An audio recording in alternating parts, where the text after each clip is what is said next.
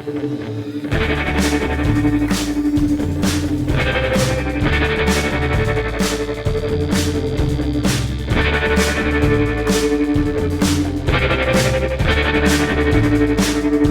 I thank you.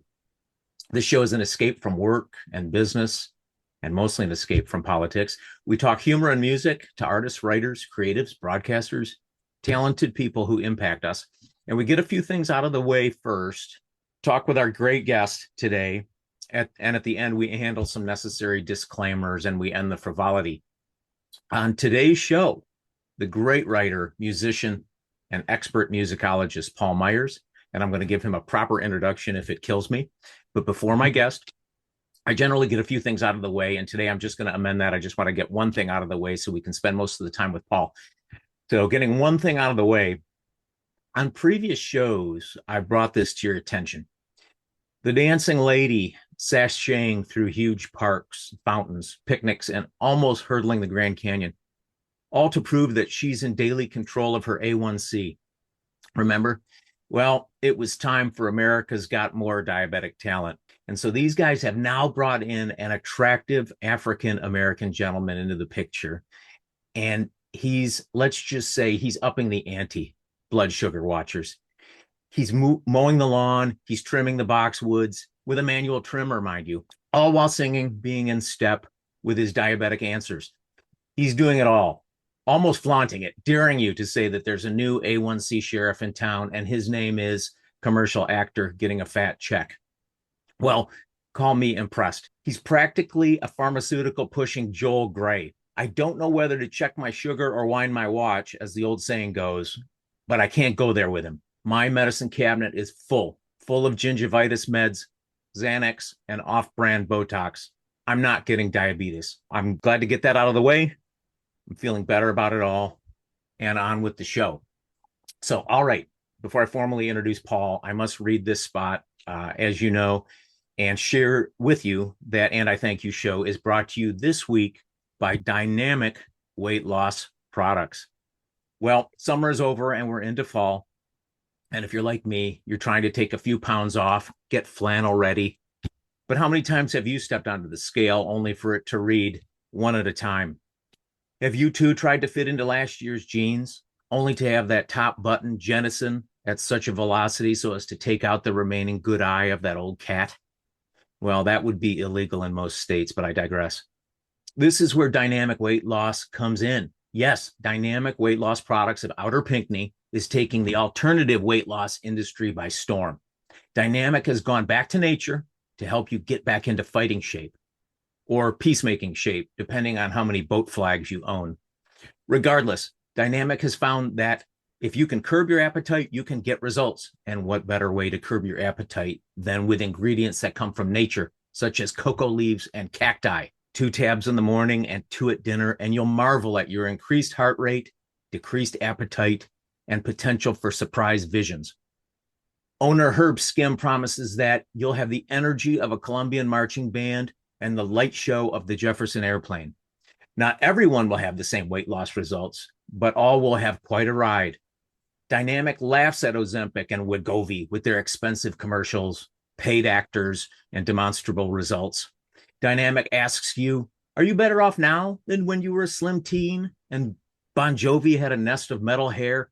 Surely not, and Dynamic encourages you to take the trip.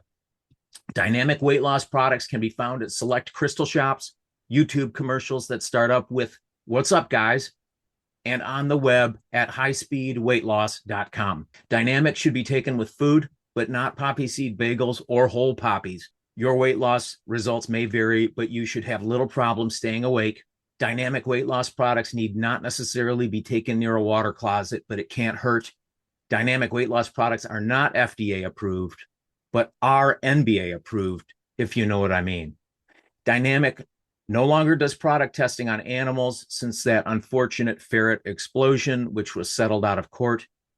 Dynamic weight loss products can be favorably compared to Bolivian marching powder, but are not made in Bolivia. And lastly, Dynamic weight loss products is a division of Dynamic Industries. Say what you will, it's Dynamic. And I thank you. Now, I'm rubbing my hands together, on with the show. My guest today is Paul Myers, and it could be very cheesy to call somebody a Renaissance man, but words matter, and I get to talk to one today. Paul is a musician, songwriter, author, and deep expert on popular music and humor. Paul has written the authorized biography of the great band Barenaked Ladies, easy for me to say, entitled Barenaked Ladies, Public Stunts, Private Stories. Paul then went on to write a biography on Long John Baldry, which I will be purchasing soon, entitled It Ain't Easy, Long John Baldry and the Birth of the British Blues. Paul also penned the script for the documentary on him entitled Long John Baldry in the Shadow of the Blues. Paul's third book, which I just read and could not put down, is A Wizard, a True Star, Todd Rundgren in the Studio.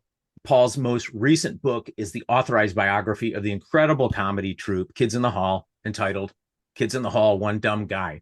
Paul is also a songwriter, musician, and performer. Check out, like I did, the album Inner Sunset by The Paul and John, his group with bandmate John Mormon. And lastly, every week, music fiends like myself and probably many of you can get a dose of interviews and really insightful conversation about new releases on the Record Store Day podcast that Paul writes, has scored the music, the interstitial music, and he hosts the show. It's simply a treat. Look up the Record Store Day podcast wherever you get your podcasts. Paul, welcome to the show, and thank you for sitting through that interminable introduction. No, I just don't know what to do with myself in the green room. But what a lovely list of credits you give me there, and a nice introduction. And I hope I get a job after that resume. It was such a good list of everything I've done. Thank you very much. You're very welcome. I became a follower and a fan of yours on the hellscape, formerly known as Twitter. And it's really the only good thing about that place is that it was a great forum for information and sharing ideas. But I found you and your great posts and Record Store Day podcast. So I'm thankful for that place. Thank you. It's pull my ears. I still hold the account there, and I still post like 8% of my time there. But I'm over at Threads, also at Pull My Ears. That is PULMYEARS, by the way. It's an anagram of Paul Myers. It is. It's since awesome. What I do, I tend to pull people's ears, so it's perfect with one L. Okay, but anyway, people love it when you pull their ears.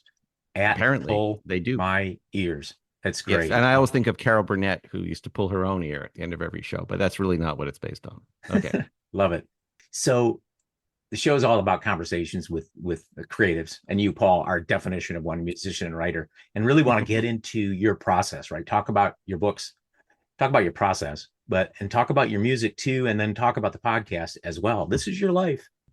And then do some no thank you on artists and things that I throw at you and get your take. Will my 6th grade teacher be here? That's what I just want to make sure. Oh, geez. You don't pull out anyone from my past. Stick around to find out. Oh, no. Okay, well, I just want to say I'm sorry about the pet hamster. Okay, but continue. Tune in for the whole show to see. So you were born, if Wiki is correct, in 1960 in Toronto. And that's right, Toronto, Canada. We came up. I was born in 1964 in Detroit area, where I'm talking to you from. And Great Lakes in the house. Right on. So, and I really feel like we came up in the greatest time for music. And I always think about, and I wanted to ask you, when you grew up, was there music playing in the house? Yes, I will say, by the way, the greatest time for music is whatever time you grew up in. True. So you will say that about your own era, but True, I didn't experience Kendrick Lamar and Prince until much later in my life, so I don't know about that. There was music in the house, not a musical instrument, but both my parents, anyone who's ever heard one of my podcasts or read anything I've written knows that my family, my parents, both my mom and dad are from Liverpool, England, and they didn't necessarily love rock and roll, but they knew the Beatles were from Liverpool, and therefore the Beatles were on in the house, and we considered them almost family. And honest to God, my parents and all my uncles and aunties back in England talk like the Beatles. So it was very much impressed upon me that music and also English comedy, because my dad loved English comedy. So music and comedy. And so obviously the music of Spike Jonze, too, an American guy who made like sound effects records practically. Yes. There was a lot of My dad played a lot of cool records, and the one thing he loved was Django Reinhardt, the jazz Oh yeah. from the World War II era, and it was the first swing jazz I'd ever heard was Django Reinhardt and Stephen Grappelli. So at the same time as the Beatles and all that, and AM radio was my friend. So and what I love too is, sorry for the long answers here, No, please. AM radio at the time I grew up, it was not uncommon to hear how do I say this? Within popular music, the genres were flowing. So it was Joni Mitchell, Crosby, Stills, and Nash, but also Stevie Wonder and Curtis Mayfield, but also even like hard rock bands were on the radio. And then Yeah. FM radio was even more deep. So you get Bowie and Zeppelin and all those things. But, the charts were really, as they say, eclectic. So I just remember one year when Aretha Franklin, Stevie Wonder, George Harrison's solo single "My Sweet Lord." They're all on the same chart the same week, and that wasn't like a black chart or a white chart. That was just a music chart, And those were great Right. songs. And Sly and the Family Stone. So I was not told that I was listening to black music. I was just listening to music. You know what I mean? Yeah. And so it's there's something about that, and I think we're almost back to that with. I do a show about record stores, but I will say that the value of streaming is that um, there's no boundaries. People can Right. listen to whatever they want, and the only music they like is good music. You know what I Yes. mean? And good music is whatever they like. So, Yeah. It doesn't so feel so genres are being categorized. blurred. Yeah, exactly. Yeah, exactly. You mentioned Beatles. First Beatles song that hit you, if you Oh, can say. yes, I think it was "I Want to Hold Your Hand" Okay. because I when I hear that I feel a weird sensibility like, oh yeah, that was, and then She Loves You shortly after that. Okay. So but that mania, that magic of the harmonies, the blends, and the sort of thundering drums of Ringo Starr with those beautiful ascending, like yeah, yeah, yeah, but also I Want to Hold Your Hand had that guttural excitement of the woos and high pitched screams, and then seeing how popular they were with the ladies, who much older than me. They were probably 12 and 13. Sure. So what I could see what Beatlemania was doing, and it kind of made me want to do that. Like I think deep down the reason I picked up a guitar, I couldn't get one for the first 7 years, but Yeah. around the age of 14, I managed to ask my parents for a secondhand guitar and took lessons. They said I had to take lessons, so I learned a year of guitar so I could write chords. Good on you. For me on Beatles, it was Please Please Me. And I Oh just yeah, I just same have same that era. memory of older brothers and sisters. It just felt like that 45 and the album played over and over. Just it was almost the song track of my young childhood. It was great having older brothers and sisters in that regard. Yeah, Um, that one era of all the, like, it was all within a year that those yeah, singles were all happening, and they all had the same mania to them. They had the same yes, instant party when you put them on. There was something like crazy going on. It yeah. was, yeah, kind of a big deal. First concert. Okay, the first concert I ever got to go to, my mom took me to an outdoor equivalent to a state park. There was a place in Toronto called Ontario Place Forum. It was an outdoor venue with a roof over it, but it was like a amphitheater in a circle. Yep. And the bands you probably didn't know, there were bands that were big in Canada at the time on the radio. One was called the Stampeders.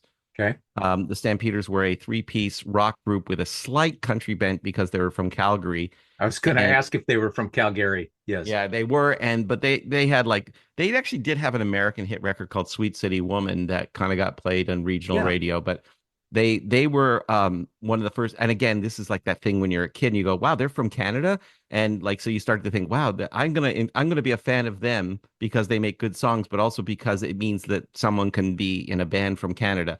Yes. The opening act was the Poppy Family, which is a guy named Terry Jacks and his sister Susan Jacks.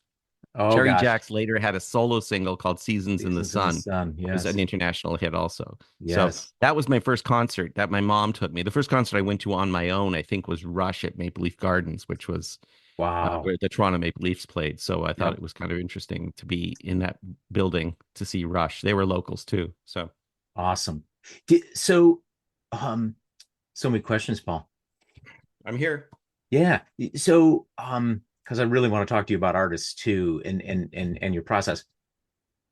You got into journalism in Toronto, and then in TV and radio, and then somewhere in that sequence, you went west.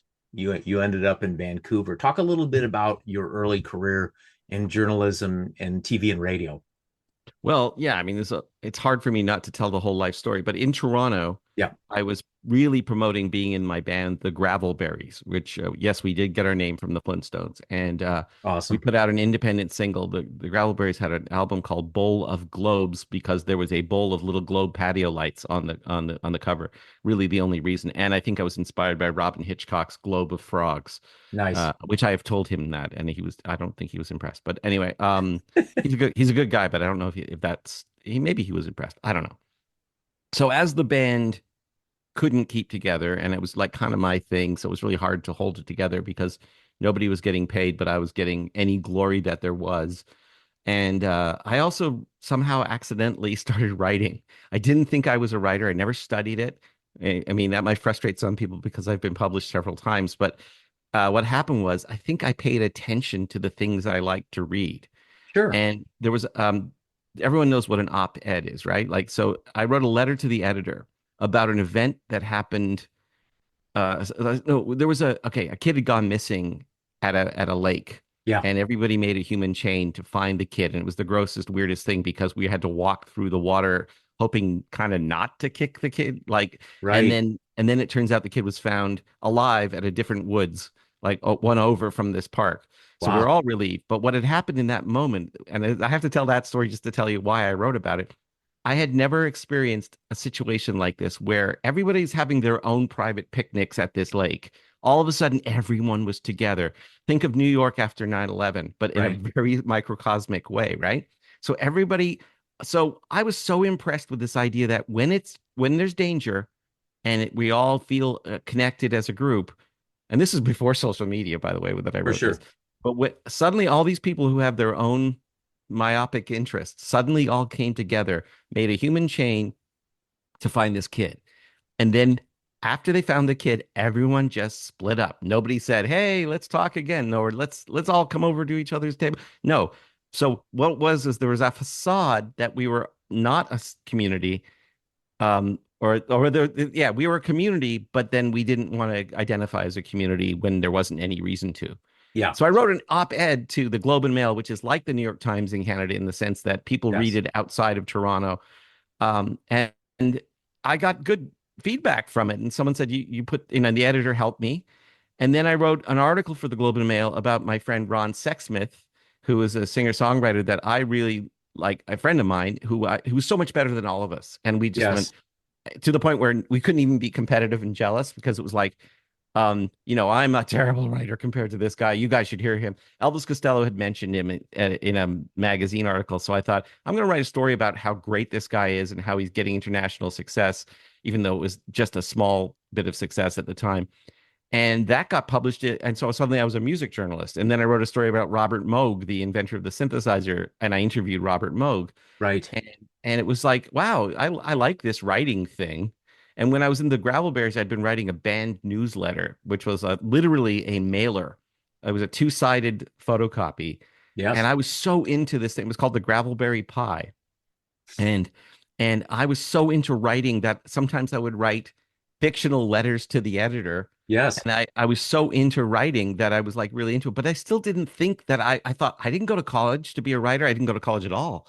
I thought I can't be a writer. You don't just say you're a writer, right? I mean, but here's the thing. I've been told since a writer writes and a writer listens to feedback, a writer keeps writing. And then if you keep writing, there's a law of averages that you're going to get at least better. You might not have talent, but who knows? And who cares? By that point, you've written a lot. And so then it was the weirdest thing. The Barenaked Ladies, also on our scene, Yeah. one week they opened for us, the Gravelberries. And They then, opened for you? yes, because they were just starting out. We Okay. loved them. We love them. I Oh, still friends with them to this day. what's See them not to love? Yeah. but they were just smart, intelligent guys. And again, I should have been jealous because they were young, smart kids coming up from nowhere. Yeah. Their rapid rise was so rapid that the next time they were supposed to open for us, we had no choice but to say, okay, we booked this months ago. You guys are the headliners. We'll open for you because, we're happy to be part of your crowd.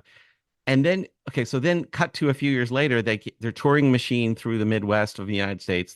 Oh yeah. They're literally doing it the old-fashioned way, one college at a time, right? Hmm. They get the big push from Warner's, and I'm living in San Francisco by this time because my wife had a job there. Okay. And that's a big story, I guess. But so suddenly we're on the West Coast. That explains that. Okay. Gotcha. And I get a call from Tyler, the drummer in the Barenaked Ladies, and he says, "We want you to write a bio for us." And I thought it was going to be like a one-page, two-page bio. Right. As it would And be. they said, "No, we're writing an autobiography, but we're five guys and we can't decide who's going to write it. So we thought, why don't we have some guy write essentially our autobiography, be the designated writer?" And they really liked something I'd written in actually one of the Globe and Mail articles. And so they said they had a book deal with their management company, had a publishing wing. So suddenly I had a built-in offer to write a book for, essentially for network management in Vancouver. And the editor there was super Catherine France was super helpful. I said, "I don't know how to be a writer. They want me to be a writer." She goes, "I'll walk you through it." And I literally, A great there were editor. days when I had to call her just to be talked down. Yes. Yes. And I eventually did all the work, and the book came out. It was okay. I think it was okay. I don't know. I'm scared to read it now, but it did okay. And then that book got after about a year later, it got reissued in America with a different cover on Simon and Schuster's imprint. So Okay. suddenly I had a book out in America with a wing of Simon and Schuster, and again, never had an ambition to be a writer. So then I start pitching ideas to people. You know what I'm saying? Yes. And it still didn't happen for a long time. But by this time, I'd moved to Vancouver, and the musician Long John Baldry was from England, who discovered Elton John. Rod Stewart was kind of the uncredited father of the British blues, Yes. and actually one of the white guy who brought blues to England. That American black blues to England. Okay, Yep. and he always had a huge reference for black music. He never pretended that he made up the blues or anything like that. So if you think about the British wave of music that I grew up listening to, like Led Yes. Zeppelin, Jeff Beck, the Yardbirds, all those guys, Rolling Stones, Yep. all those guys, he was a friend of theirs. John Baldry, a white 6'7" gay Englishman. Okay, just so you know that there's a lot of descriptors for him. And he spoke like this. He was a very colorful character. I only met him once. He lived in Vancouver at this point, Okay. and he was like the resident and old guy rock star. Sure. So a publisher, I had pitched a story about a book about someone else. Okay. And it's actually a book that I'm still pitching that I won't talk about yet because we're very close this year to doing it. But this was going on 20 years ago, I think. Maybe, yeah, 20 years ago. So I pitched this idea, and the guy from Vancouver says, the publisher, he says, "Okay, that's good, but what do you know about Long John Baldry?" And I said, "Well, I just met him once, and he was kind of sickly at the time, and Okay. and as it turns out, he died like of like gout related illnesses and eventually kind of a pneumonia type thing. He died in Vancouver Hospital, and he said, he just passed away." And I said, "Yeah, I know. I did get to meet him the one time." He goes, "What do you know about his story?" And I said, "Well, he discovered Elton John. He did that." He goes, "Oh, really? All that? I thought he was just like a cool, colorful character." I said, "No, I could tell you tons." And he goes, "Why don't you write a book about him?" So, so again, another fell from heaven. And again, maybe this is the message for someone starting out. Yeah. Um, you might get a rejection, but you might get another opportunity that you don't think you wanted to do, but then think about how you could make it your own. And Right. I will tell you that without name dropping, one of my mentors, who I've since become friends with, is a writer you may have heard of, who's also a director, named Cameron Crowe. Oh, yes. And Cameron, one of my heroes, wrote for Rolling Stone. I think still writes for Rolling Stone, does liner notes for Joni Mitchell, as well as still doing TV and film work. I was lucky enough to email him about one of these gigs that I was offered, and I said, "I don't know anything about that artist. I don't know." And he goes, "What can you bring to it that's you?"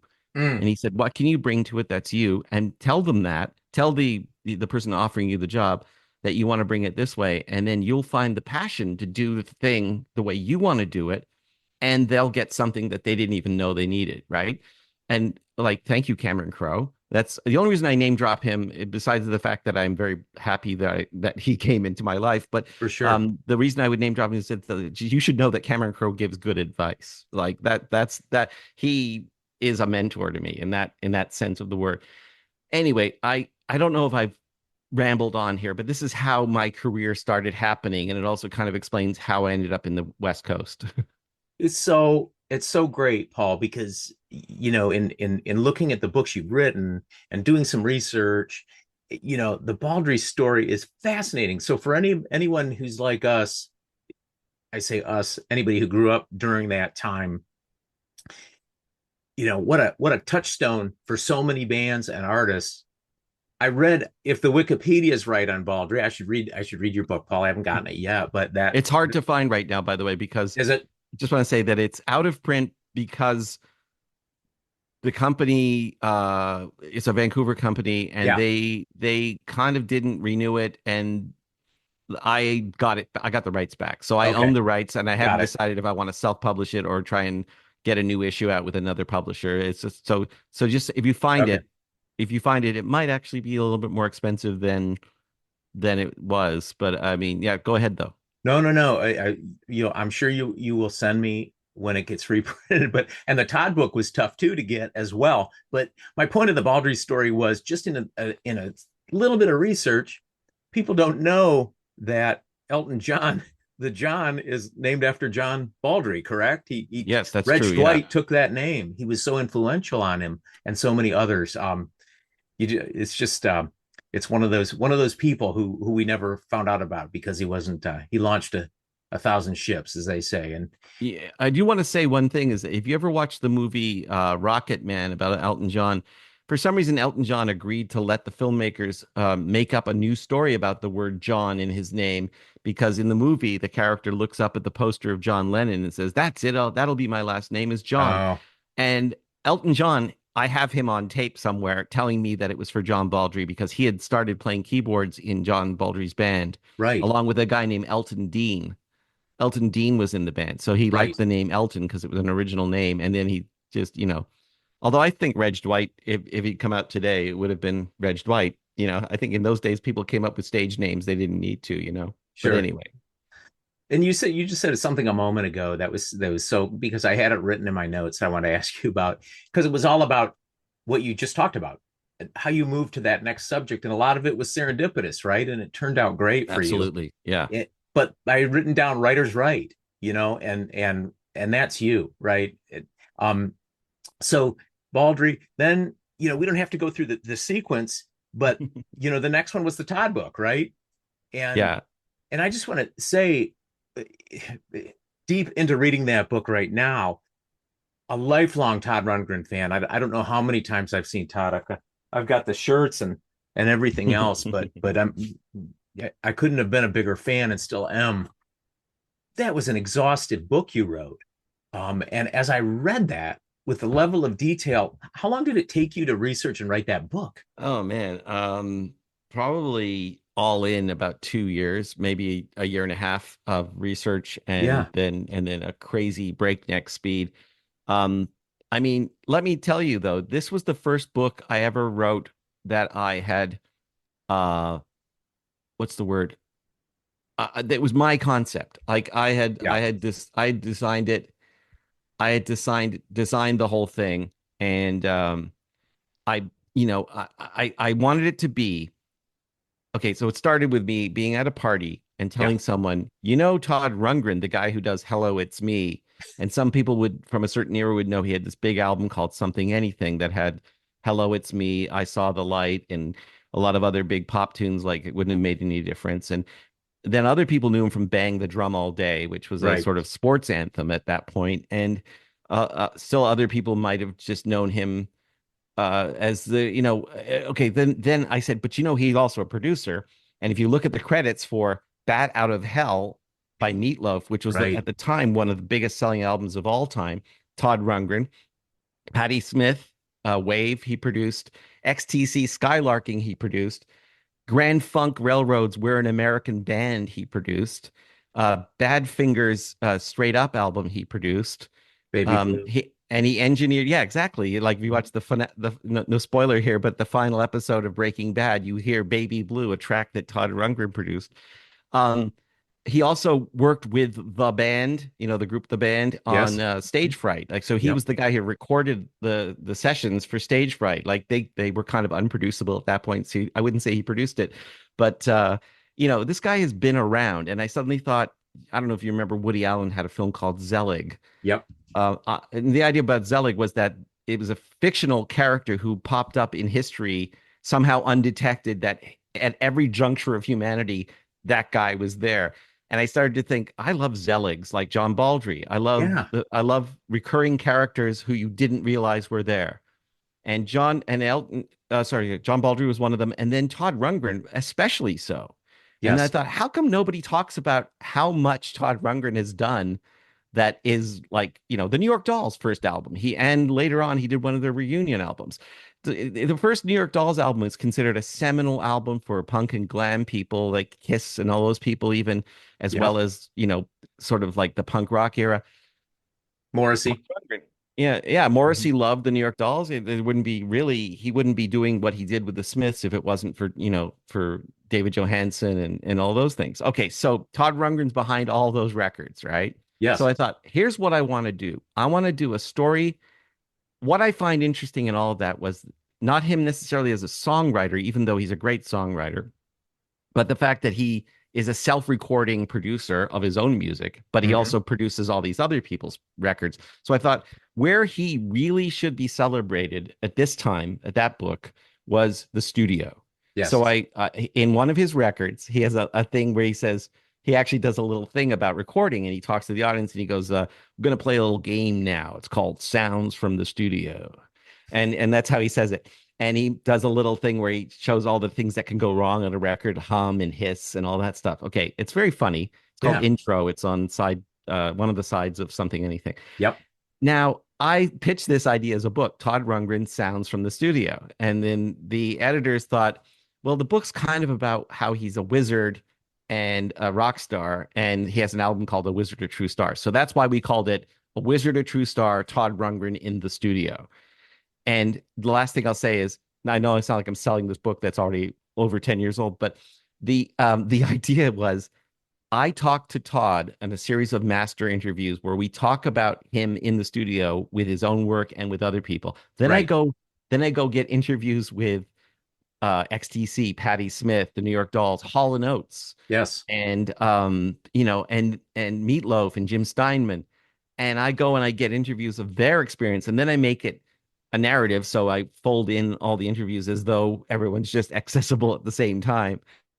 And Patty was great. Like Patty, that was just the getting that interview was the biggest story of my Right. life at the time. Sitting in Greenwich Village at a cafe with Patty Smith, praising Todd Rundgren and telling me elements of her biography that I wouldn't hear about until her own book, Just Kids, came out. Right. And she told me some of those stories as part of the Todd Rundgren story. And just so this book, even if no one ever saw it, was a success for me because it was a proof of concept, a passion project that I wanted to see happen. And I finally did it and I got it done. Then it had a life of its own. Recording studio people would send me photographs of my book on their console, their recording console. People Wow. in tour buses would tell me musicians love the stories. And I guess my musician training or experience, uh, I've been told this that I bring a lot of understanding to it just by the nature of the way I editorialize. I kind of go, he had a sound check that day, so he was busy, or he was tired he was tired after doing press in the morning. Things that I know about just from my own life, but also from the millions of musicians I chat with as friends, right? You know what's So so you know that's what's where so my voice came out, you see. it's great. And you know what's a tribute to you about that book too is that it's journalistic. The interviews with some of those people were this guy was an egotistical pain in the ass. Some of the people he produced could not stand him. But to I think to a band in the book thus far, and I haven't finished it yet, Hmm. they all laud him as being a wizard. You know, Yeah. a guy who could get the best sound could herd those cats and get them to produce the stories about him just trying to produce the band. They all of these artists had different approaches and styles and bedtimes and creative times, and it was just such a treat to read it because it was it was the unvarnished truth. Half of these guys couldn't stand him, but they all respected him at the end because he was so talented. And it just struck me too. He seems to be such a Mensa level intellect in terms of his ability to engineer things, and just he was such a whiz kid, but Yeah. also was so creative and so musical, and willed himself to be a great guitar player and a wonderful singer. What you shared in the book that was really interesting to me was how many times he sang layer after layer after layer of background vocals for many of these bands, not all of them, but for Yeah. some of them, because he just knew how to make vocal layering sound so great, and he was such a good singer. Amazing book, I just want amazing to talent. I want to say that Lenny Kaye, Yeah, who you know is a writer, but also as the Patti from Patti Smith group Smith. Yeah. guitarist. Lenny Kaye, I'm sitting there in New York City with Lenny Kaye in his he has a pied-à-terre apartment in St. Mark's Place, or he had it at the time. I don't know if he still does. And he sits there and he goes, "Let me tell you what Todd Rundgren told me." He said, "If as an artist, if he's producing you as an artist, he says, if you know what you want musically, I'll help you get it. Mm, If you don't know what you want, I'll do it." I'll So do it. so so his whole thing is he doesn't want to exert his personality on something or sing on the record. He just wants you to know what you want to do. And if you're having a hard time deciding, his job is also to tip the scales. Right. Now, some people don't like that. Some people are told to work with Todd Rundgren at the time because their label said you need a name American producer, and he was the one that they chose, or Yeah. that he's the one that was available. And at the time, a lot of the records he made in the 80s, he wasn't necessarily as ubiquitous with some people anymore. In the 70s, he had done Badfinger and Grand Funk, and suddenly everybody wanted him. Right. So he was busy. And then when he did Meatloaf, nobody else would take the record on except Todd Rundgren. So it was kind of like it's a two-way street. So Yes. Todd Rundgren he fronted the bills to make the Meatloaf record out of his pocket, and then when it paid off, he actually made a lot of money from it, which he later put into a video. Spoiler alert: he put it Yeah. into a video studio in the 80s that was a black hole of a money pit. Oh, sure. But he was also an innovator in video, and he is that guy. Yes. I would say he's at times he's almost like a savant. I mean, that's not to say he doesn't understand what his intellect is, but he is an intuitive intellectual, Mm, and he will read up on something and kind of try and get the nuts and bolts of it, and then he'll figure out how to make something creative and impulsive out of that, which is right. that, and he's an original. I mean, sometimes people don't like what he does all the time, and he's kind of fine with it because that's how it is. He has to make art for himself. And so he's been lucky sometimes that he's had money from other things to fund the things that he wanted to do that didn't sell. Right. So, Right. but enough about Todd. Yeah. Enough about Todd. Let's talk more about Paul. No, I, Yes. I was No, I'm so just kidding. I'm just no, kidding. no, no. And I know we're flying through it, so I want to be respectful of your time too.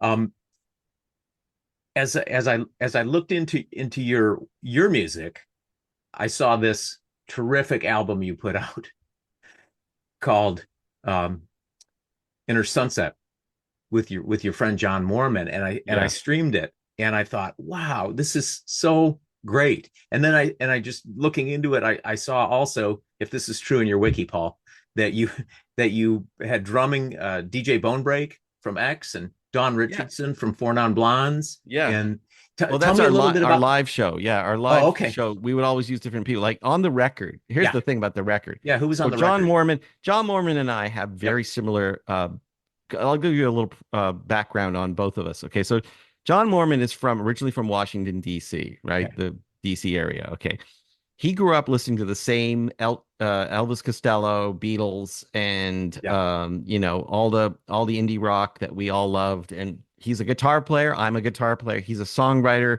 I'm a songwriter. He sang lead vocals in his band. I sang lead vocals in my band. The difference is he was also a drummer, Mm. and I don't know how to do the drums. But Gotcha. and I think neither of us can play keyboards. Like, well, actually play piano, but we know how to use keyboards. Sure. But so we were when I first moved to San Francisco, one of the first jobs I had was I like for a local independent newspaper here, called the Bay Guardian. With some writing experience, I said I'd like to do stories for your music paper. They don't pay a lot, but it's Right. go see this band. They said go see this band. It's the John Mormon Band, and they were opening for a group called the Orange Peels, a Bay Area band. They were from the South Bay, and both these bands had a pop sensibility. I would say John at the time, his music reminded me of Marshall Crenshaw, Yes. and the Orange Peels were kind of chamber pop, jangly guitars, big melodies. Got And it. I had the greatest time. It was at a place called the Edinburgh Castle, which I think is not there anymore, but it was at some point it was a notorious San Francisco live band place. Okay. So I wrote this review, and to be honest, I actually had critical notes of both bands about their execution and stuff like that, which I later felt really chagrined because they became my really good friends in the Your city. friends. Yeah. And then that grew a whole musical community of friends that to this day I'm in touch with all these people, including Alison Faith Levy and there's a bunch of different musicians that I know just through this, Chris Von Snyder and all these people who are, in some way we all intersect with Chuck Prophet. There's kind of a weird Yes. San Francisco thing where we don't really hang out together, but we all know each other. So, Okay. um, long story short, John and I were talking about writing songs together for the longest time. So we did a few. And then I moved away to Vancouver for 5 years. Okay. And then when I came back, I said, okay, in 2006, I said, okay, now we should just try and at least make a record. Like we'll just write enough songs to do a record. We don't know if we're going to do a live band or not. Yeah. He plays the drum. He knows how to play the drums. I said I will play the bass because I actually play bass on all my demos. So so now we have a thing where we know how to sing all the parts, we know how to play all the guitars, and we know how to do the bass and drums. So we thought, much like Todd Rundgren, let's do it all Yeah. multi-track. And we got Alan Clapp from the Orange Peels, who had a Okay. studio and is a producer. He agreed to let us record at his place, and we paid him a very under the amount that usually you would pay. Sure. And we went down there and we kind of made it all together, the three of us. And we went down. His studio is down in Sunnyvale, which is near where the new Apple spaceship campus is, right? Yep. So Silicon Valley features in this story. But some of the greatest days of my life were making this record down in Sunnyvale. And, we got to do everything. We got to play all the guitars. We got to do all the harmonies. We decided on the arrangements. We did all these things. I took the album cover photograph. Alan and I designed the album together. We attended the mastering sessions with, in San Francisco, in Oakland. And it was a completely handmade product, and we Yeah. decided that it needed a vinyl release. So we got a GoFundMe, thank you everyone, and we made a limited amount of vinyl with a gatefold sleeve and another photograph of mine on the inside, which is great. Nice. That's my other hobby lately has been photography. That's a whole I didn't even know I could do this, but I'm really enjoying it. So this record is it was out on CD as well as I think there's digital versions on Bandcamp and stuff like that. And so it was such how do you call it a success? Because I don't think, if you know about it, you know about it, but it doesn't matter to me. This is back to that thing I said about Todd Rundgren. Yeah. This record is a beautiful piece of a complete thought, and I got to write all the lyrics too because John wasn't interested in writing lyrics. So I wrote real stories about my own, alcohol recovery and about having no confidence when I first moved away from home, and then realizing that it's the friends you meet along the way and all those kind of almost cliche things. But I Sure. wrote songs about real lived experience, and we called it Inner Sunset for a double meaning because we actually wrote all the songs at John Mormon's house in the Inner Sunset section of San Francisco, just Ah. adjacent to Golden Gate Park. It's just actually south of it's on the park, but it's on the south side of Golden Gate Park. And Inner Sunset also was kind of like the idea of inner emotional life and an inner, and then we sequenced the album to be Inner Sunrise, you know, and then Inner Sunset at the end. And so the idea was it was a complete day. Which, okay, I've got to tell you, which was the original concept for Skylarking by XTC, produced by Todd Rundgren. Right. So nothing is wasted in my life. Every experience, everything I know goes into this thing, and so there's definitely an organic, cyclical quality to all these things. And thank you again for listening to my TED Talk. No, no. I just want to tell anybody, go stream it or find it, because it Inner Sunset, it's very sunny.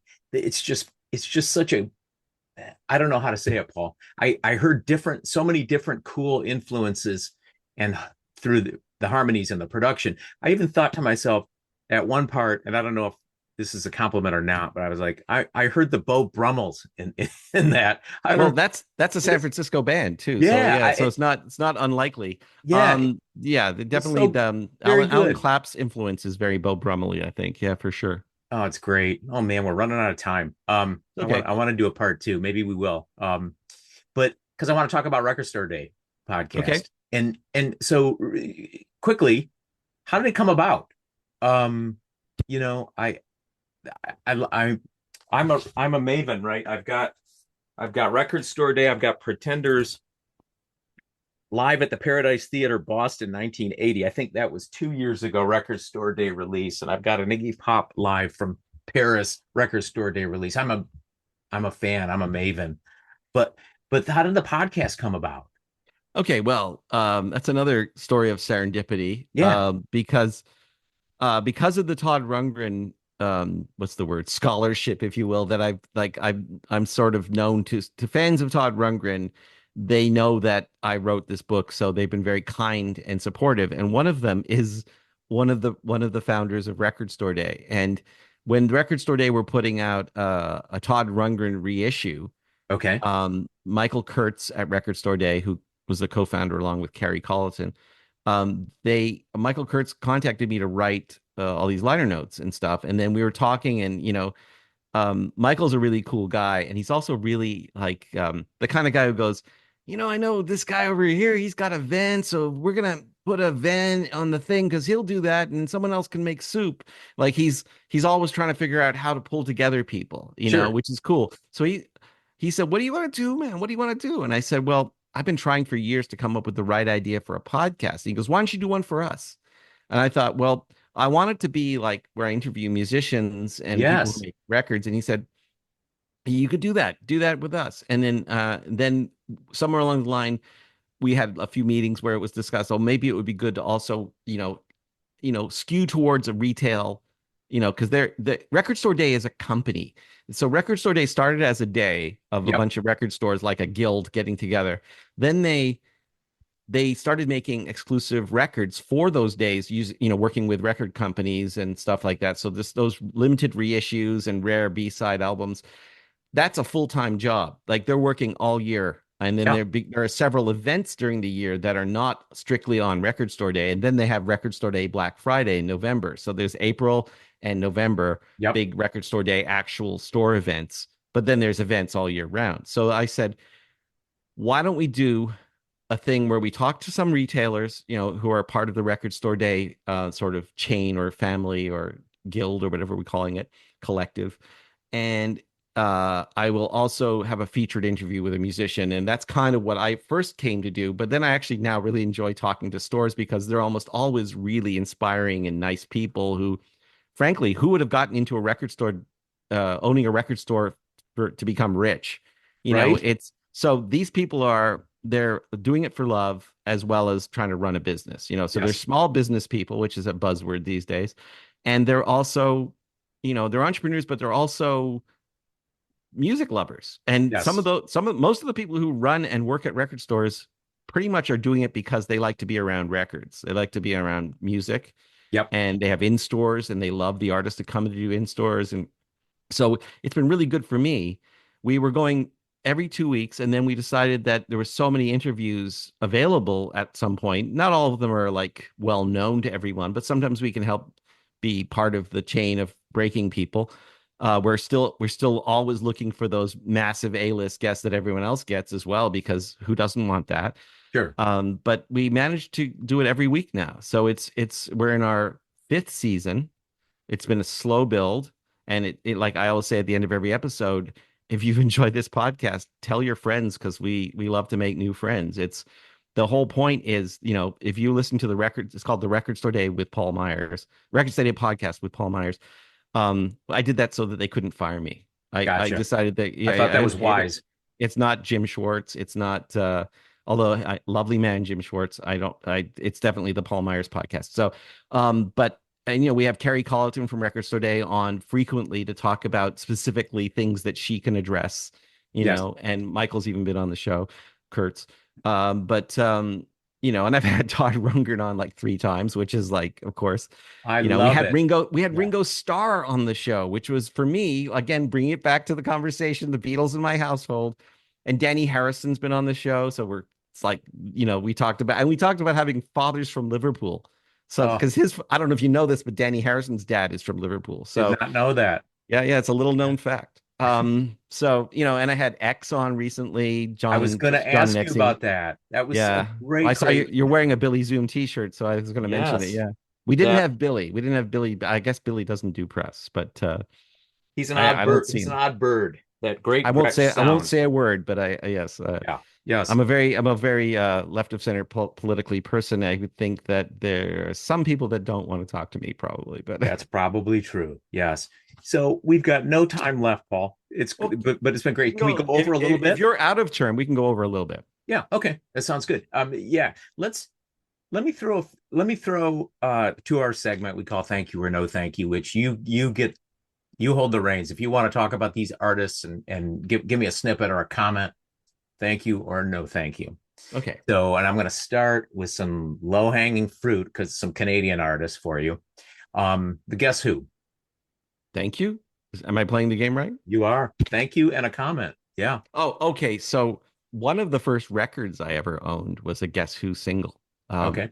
called "Hand Me Down World." Oh yeah. It's not the first, but quick story. There was a Canadian record store. This is record store related. There you go. Canadian store chain called Sam the Record Man, and the Toronto store was the flagship store. It was a 3-story fun house of record, maybe 4 stories. I don't even know, but it was a multi-storied fun house of records in downtown Toronto, and it was owned by a man named Sam Snyderman, who's since departed, but he was, again, started that as a labor of love. It was his little Taj Mahal to his record loving wife, Yes.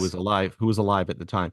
But and then they had a contest. If you bought a Guess Who record, it said in the ad, you get a Guess Who t-shirt. It was for the album Share the Land, and it had a Canadian nickel with the Guess Who written on it, like instead of Canada.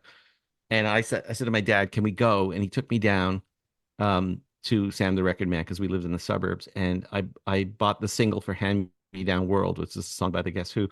And the guy at the counter said, "Oh, you have to buy an album." And I said, my father actually, who's like really, he goes, he's English, and he goes, "Bloody does not say that. It says record. Is a single a record?" And the guy said, "Well, we meant album." He goes, "But you didn't say it in the ad, right?" And then Sam Snyderman, beaming, standing Sam. behind, Yep. he saw this, and of course, customer is always right.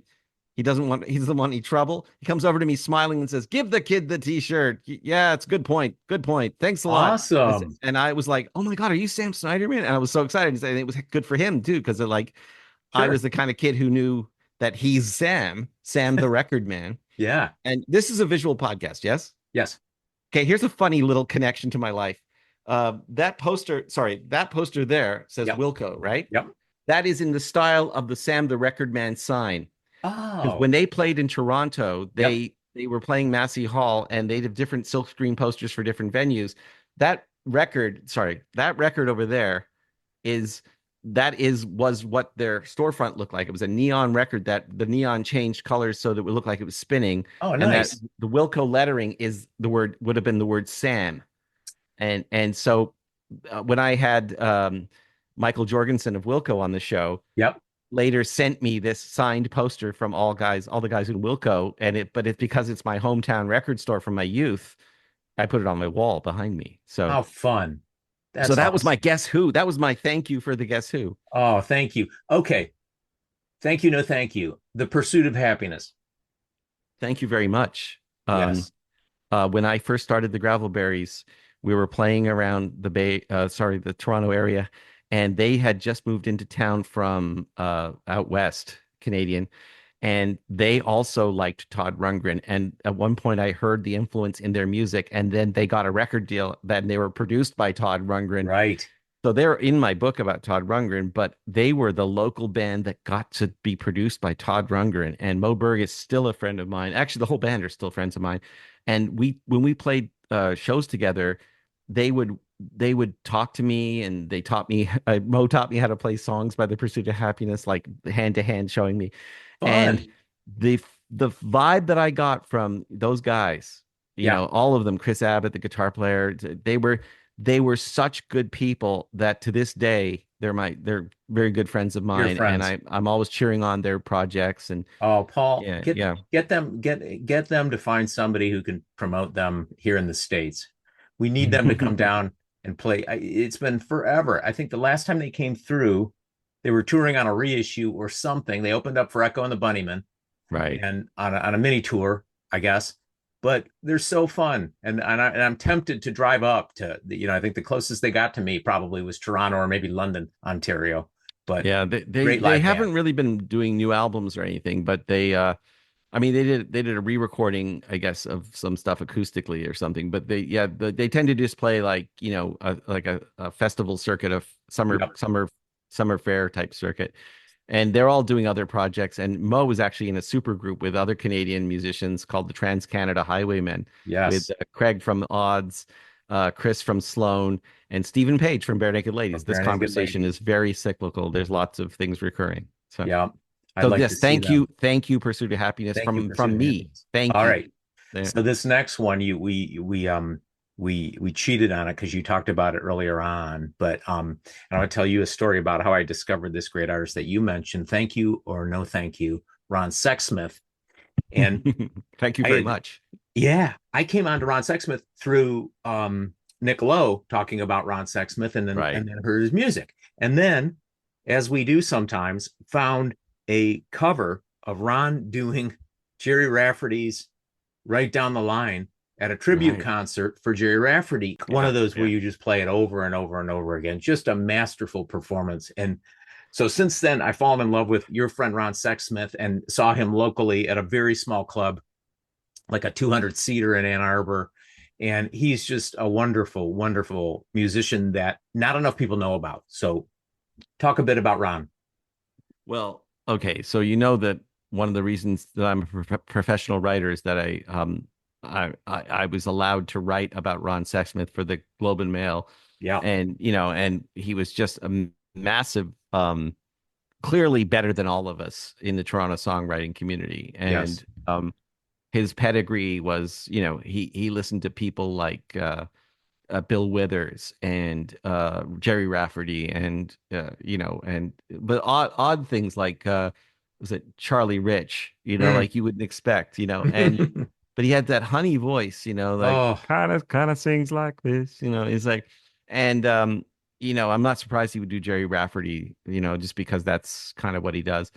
Um, beautiful. the thing that always drives him crazy is that everybody who loves him often says, "Why isn't he well known? Why isn't he famous?" And he sort of pointed out to me, he's been on our show twice now.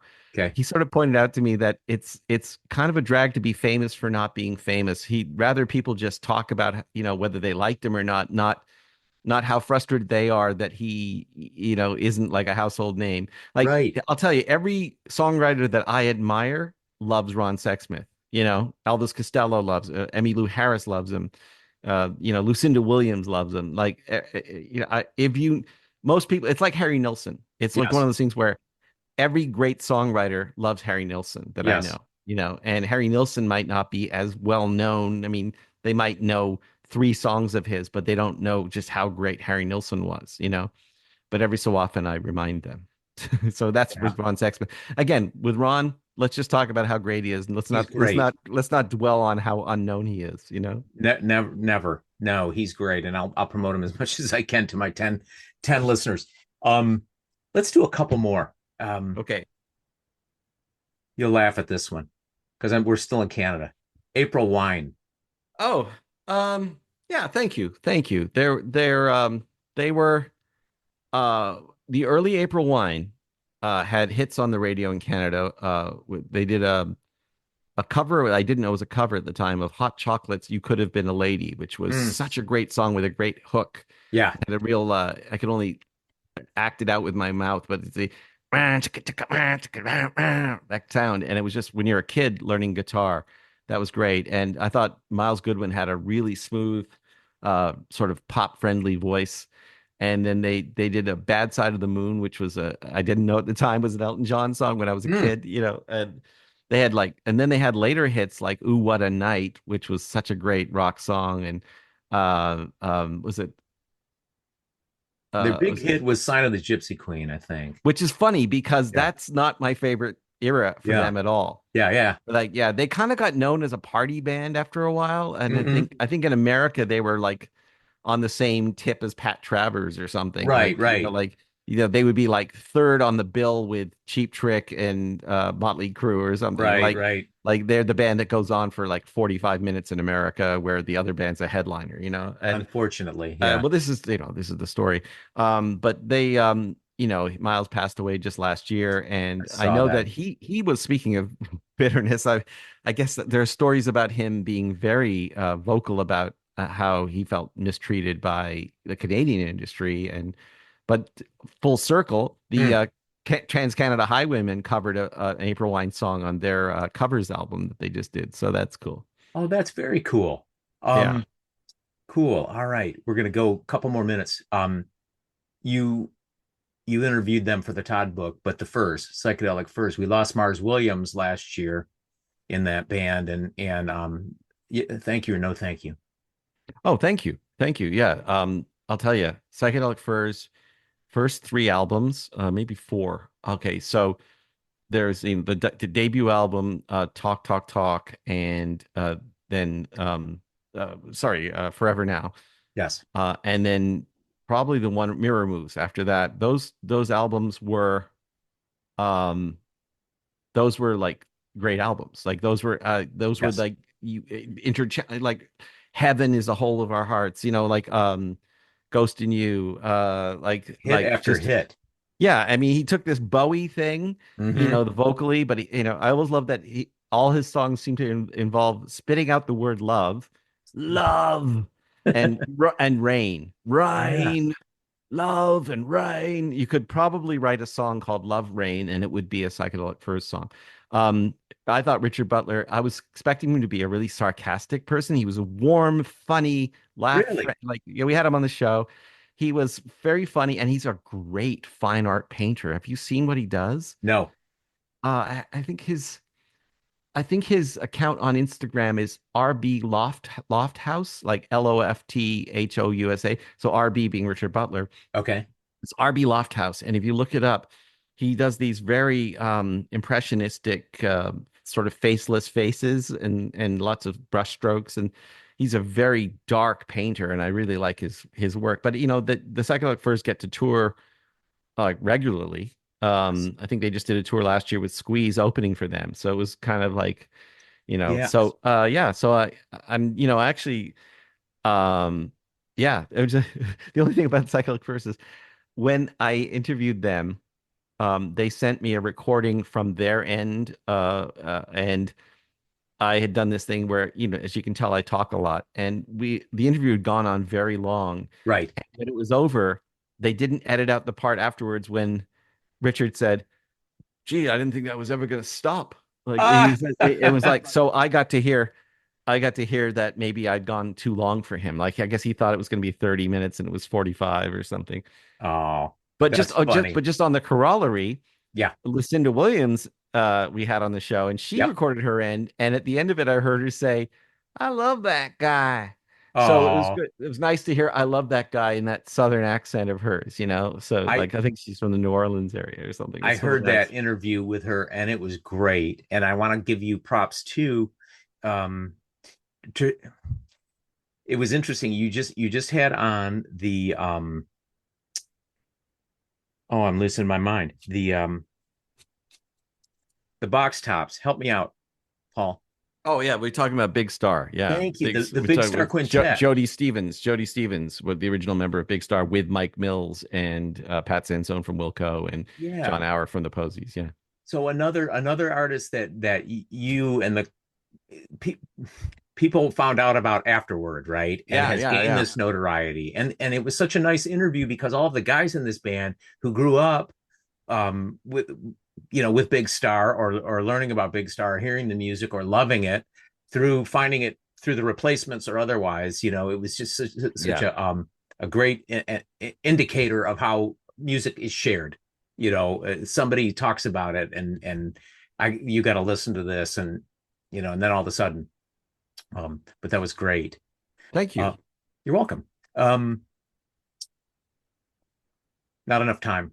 Let's finish up with one last one, and maybe we can do this again. um Thank you, no thank you, Warren Zevon. Oh, thank you. Thank you. Okay. Yeah. Actually, there hasn't been a no thank you yet, but Warren Zevon introduced me to a kind of sardonic lyric, Mm, by which I mean, on the one hand, it's about one thing, but when you listen closely, it's about another thing. hmm. Um, Even more dark than Randy Newman. You know what I mean? Like, Yes. but in the same way that you're not sure what the guy's really saying, and then all of a sudden it hits you. And like, Yes. but just talk. I mean, I had the guys who played on those records on my show recently too. The Immediate Family, a session Yeah. group with Waddy Wachtel, Leland Sklar, Russ Kunkel, and Danny Korchmar. And My favorites. if Yeah. you listen to those records that they made together, like Johnny Strikes Up the Band is all of those guys, Yeah. and just that, I'm so tempted to do impressions, but the way he sings, he's got that husky sort of forced into the microphone thing, and it's just so demanding. He's so in your Yes. face. And then who could forget that interview when he knew he was dying and he goes on David Letterman, and David Letterman's a huge fan, has had him on several times, and then he says to him, thinking probably this is the last time he'll have him on the show because he's gonna die. He says, "What have you learned about life?" And Warren, you probably know this story. I do, Warren but tell says, my listeners. I would tell people to enjoy every sandwich. Enjoy every sandwich. I mean, of course, it could mean any kind of thing but the pleasure of eating a good sandwich. I mean, even if you're not going to die, like today, Yes. I have taken that to heart. Honest to God, I will eat a Cara orange. I'm being very specific about the brand, or a Fuji apple, and I will Yes. taste every bite of that thing, and I'll go, thank you. I mean, I'm not a religious person, but whatever creation caused this to happen Yes. and this life. And thank you to Warren Zevon. So thank you very much, Warren Zevon. You Well, know, well said, Paul. Well, it's come to that time. So at the end of the show, I do some thank yous, and I do some disclaimers, just to keep people right. And so I'm going to do that before we say thank you to you, Paul, and say goodbye for now. And so, and I thank you. Thanks the Myers family for bringing us Paul and all other relevant Myers. Um, you mean and by I which you mean thank, Peter and Mike? Yes. Yeah. oh, there you go, your brothers. And I thank you show is certified as grass fed. 4 out of 5 boiler operators recommend And I Thank You show. And I Thank You show airs on Armed Forces Network and is heavily redacted. And I Thank You show is commonly used for adult sedation in medical settings. And I Thank You show is not recommended for people who sit on expansion bridges. And finally, guests appear courtesy of themselves and are apologized to after the show. So I'm going to put a whole bunch of stuff about Paul and where you can find him and the Record Store Day podcast with Paul Myers in the show notes. So you can get exposed to everything about Paul, including The Paul and John, which put out that great album, which everybody should listen to and stream. And I Thank You show. And Paul, again, in the Twitterverse can be found at, and in threads, at Pull My Ears, Pull My EARS. And I Thank You is a production of Arthur Street Weirdos, written by yours truly. Theme music is by Royalty Free. Brand creative by Brad Lutz. If you're consuming this via Apple Podcasts, thanks for rating and reviewing. 5 stars is nice, even if inaccurate. If you're watching this video on the YouTubes, please subscribe and give us a thumbs up. All of this will help people find us so they can waste their valuable time. Comments can be shared at andithankyoushow@gmail.com. Thanks so much for listening and watching. Paul, thanks so much for agreeing to come on our meager little show. And I look forward to everybody discovering the Record Store Day podcast with Paul Myers and getting your books and reading them and enjoying your awesome writing and content. So thanks. And I thank you. Yeah, thank you.